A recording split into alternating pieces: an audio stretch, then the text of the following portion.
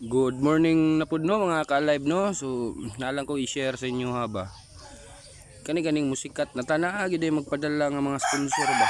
Wow. Tingala ko kagahapon gipadalaan ko kanang gift bag. Unya ang sulod chocolate tapos naigi gilukot nga papel taas niya nay sulod akong yukban sus. Tanawan niyo mga ka-live unsay gipadalas ko ka-live. Charan. Sani pampagwapo. Awa. Si? Oh, tanawa.